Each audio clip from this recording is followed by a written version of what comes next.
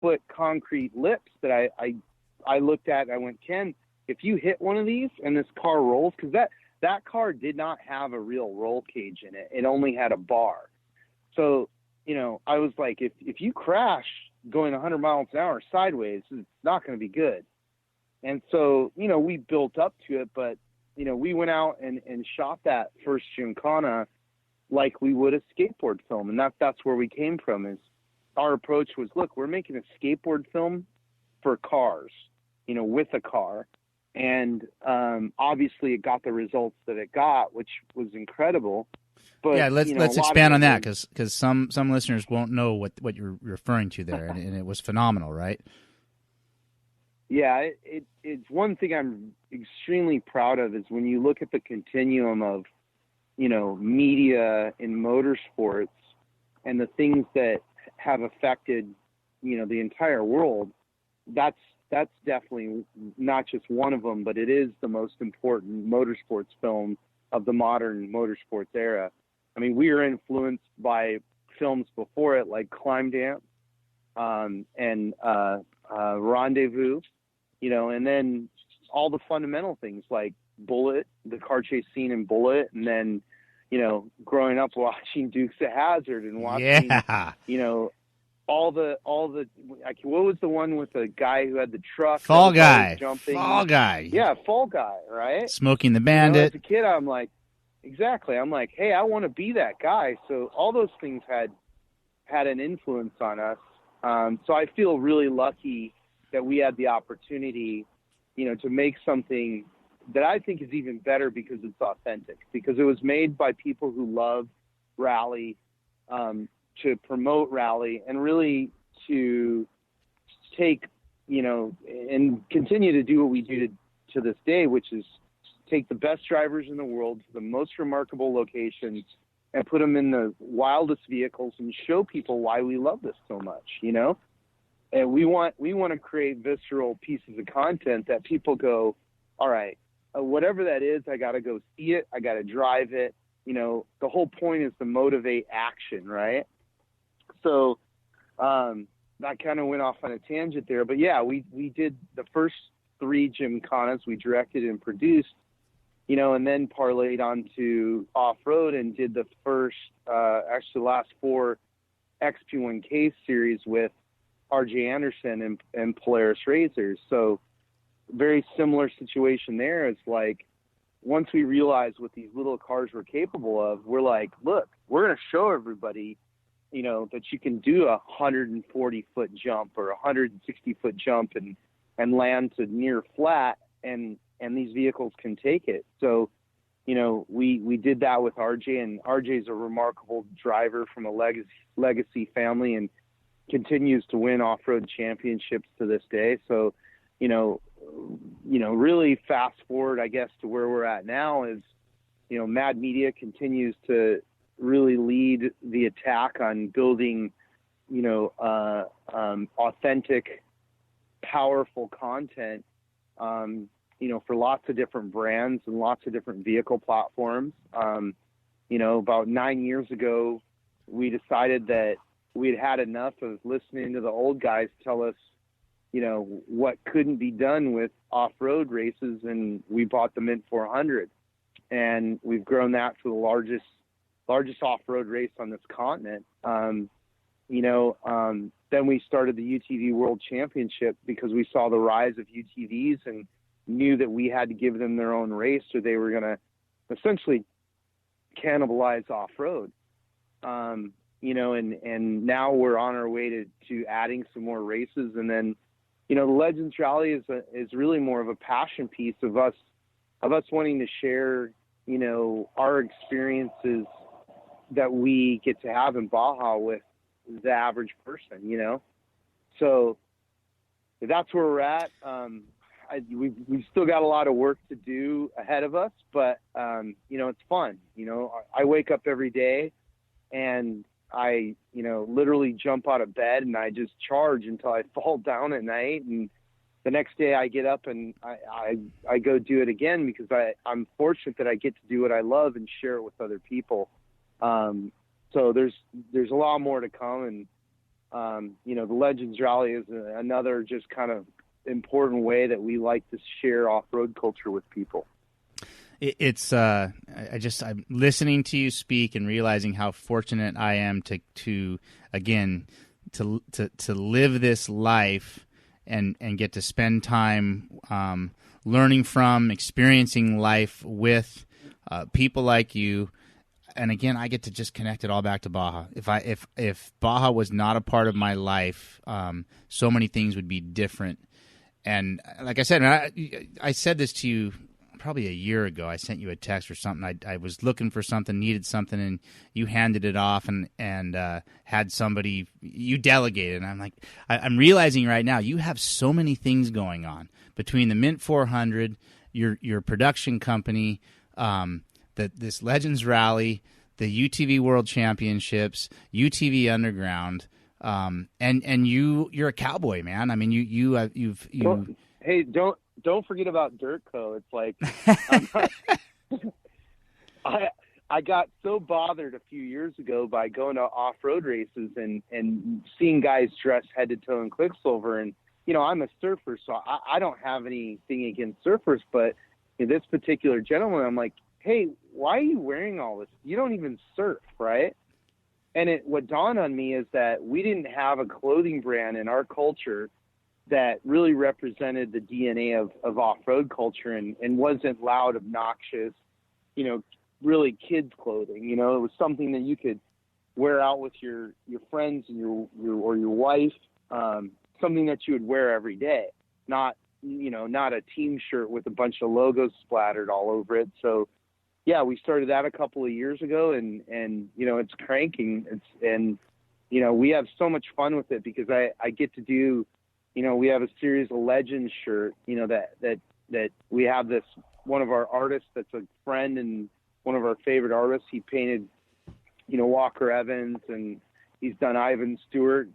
So I get to make the stuff that I want to wear and that my friends want to wear and my brother wants to wear. So that's fun. I think that if I wasn't doing all these things, I'd be a lot heavier weight and bored, I mean, that's the reality of it, is like, I get bored and I'm like, things should be this way. Racing should be this way. Let's fix it. I don't see a clothing company out there that I like or that I'd wear. Let's create it. I got another one for you that you're not even thinking of right now. Christmas parties should be this way.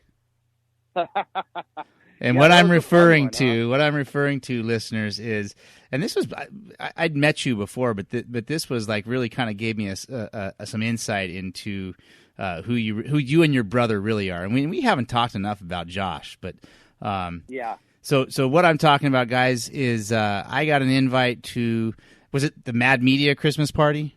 Was that how we would title that? The Mad Media Christmas party. And for those of you that are haters, I don't care. I'm a Star Wars fan, and man, I don't know if I've ever met any bigger Star Wars fans than the Martelli brothers. But they rented out a movie theater, and had their Christmas party debuting. I don't remember which one it was, but it was one of the Star Wars movies. This is probably 6 years ago or so. And your Christmas party was a private viewing of Star Wars in a movie theater where they serve alcohol and food. That's a Christmas party. That's the way to do a Christmas party. Well, I mean, absolutely. I mean, how fun was that? We all got to hang out. We got to have some food and drink, and then nerd out on the latest Star Wars before everybody else saw it. You know, so that was that one I have to give to my brother, because we were talking about doing a Christmas party, and we're trying to be, more, I don't know, corporate or official or whatever it was, and give gifts away and do all that stuff, and that's not really who we are. It's like, look, we want to barbecue with you and have a beer and talk, not pose. And I've been to a bunch of those events, and I'm just, that's not fun to me. So I, again, it was my brother, and we'll talk about him a little bit more next, but came up with it. And we did it for a few years, and it was a blast. We had a really good time. Well, you mentioned you said the word authentic, and it's funny that seems to be almost a mantra these days in at least in my life and the circles that I run in, and I think it's interesting, especially if we tie. It's funny again, man. The whole Baja thing is just it's so broad and so vast. To now to dive into what I'm going to say right now, media or our consumption of media. And then authenticity. And where I'm going with this is I grew up watching Leave It to Beaver. 8 is Enough. Right. What was it? Brady Bunch. And there's a certain point where you kind of go, wait a minute. This doesn't happen. This is not how it is. And so our consumption of media went from that to a variety of different things. But I can remember MTV Real World, right? And then we've got Survivor, and now all of a sudden we're talking about reality television. But it didn't take us very long to realize this isn't real either. Like, this stuff's not real. And now today, really what we want to consume is the authentic, real stuff. Perfectly edited and professional, perfect content. I mean, yes, there's a place for it, but in the same breath, what we really want is authenticity. We want to, if we're going to believe in a brand, we want to believe that brand believes in the same thing. We want to understand and trust that they believe in the same things that we do. And authenticity, you just got me on that when you said authentic. And your Christmas party watching Star Wars, does not get any more authentic than that, because as we talked about, we nerd out on Star Wars. I mean, Star Wars is cool, and if anybody's got a problem with it, I don't care. Yeah, no, me neither. Like, but that's who we are, you know, and we don't want to be. I don't want to be somebody else. That doesn't feel good, you know. And you know, I'm kind of a take it or leave it person, and to me, that was. You know, when my brother brought up the idea, and then, you know, having it in the theater that we had it in, that we could have food and alcohol, I was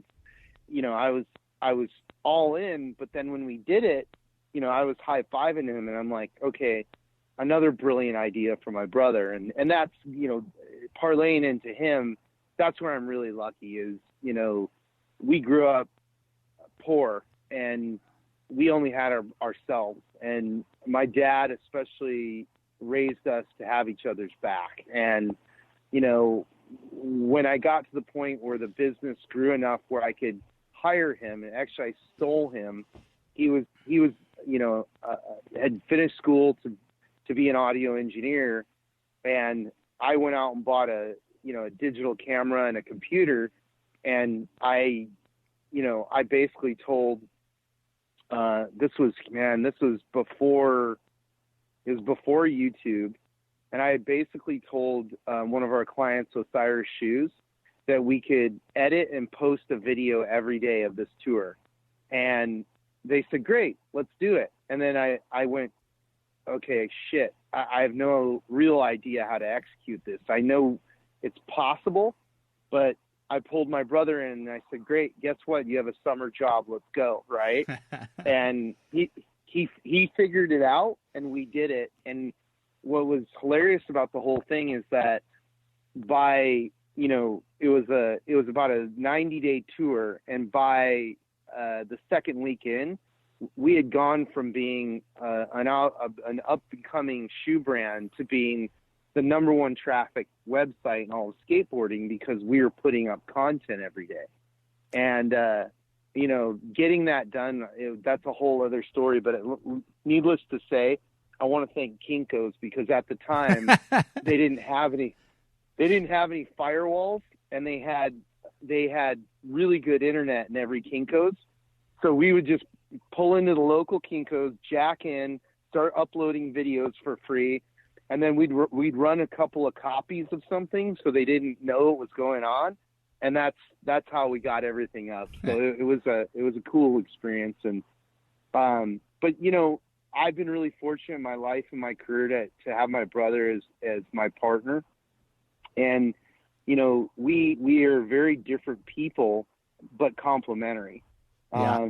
You know, and that's helped us. And you know, I've always been the you know, passionate, head first, you know, type of person. and he's very calculated and very smart. So